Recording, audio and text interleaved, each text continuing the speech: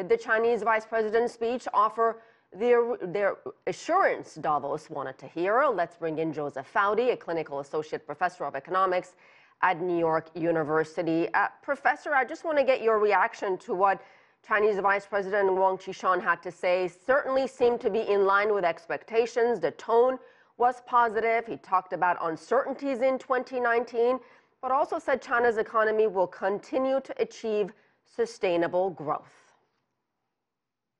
Yeah, I was impressed with the comments that were coming out. I think what's important to understand is that, China's at an inflection point. Everybody understands that.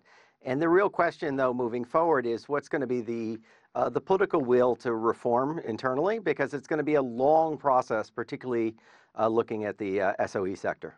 The Chinese vice president, of course, is a key player in trying to diffuse this trade tension between the United States and China.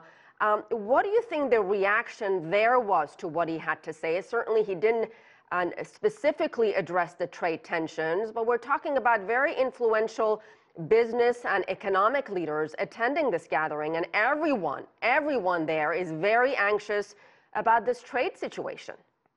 Yeah, unfortunately, that's the great uncertainty we're facing in 2019. The U.S. and China have deep differences, and on top of that, we have the sort of questions about what President Trump really wants out of it. Both countries feel some economic weakness. Both countries have an incentive to compromise. But the issues that they'll be looking at go beyond things like the trade balance to structural opening of the Chinese economy. And that's just going to be very difficult. I don't see any kind of short-term fix. I think this is going to weigh on us for much of the year.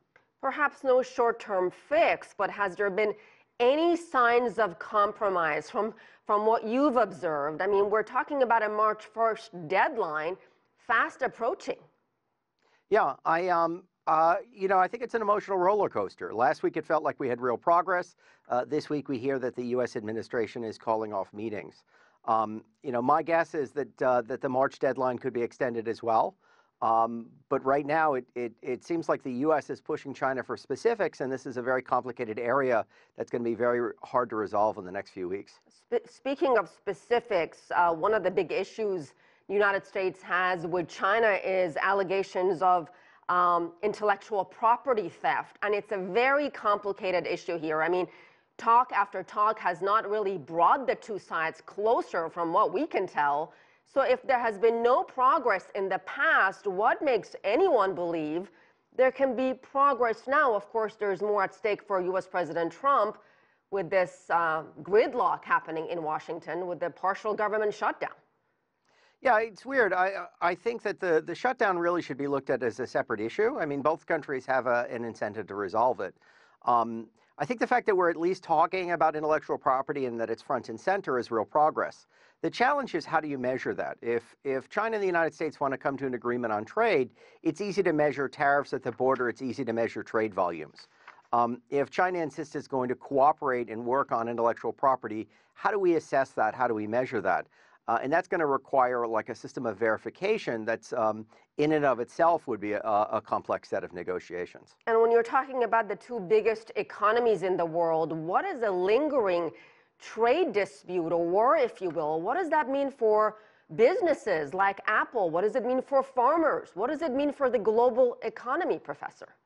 Well, I think what it really means is uncertainty, and it means a slowdown in business investment. So trade continues.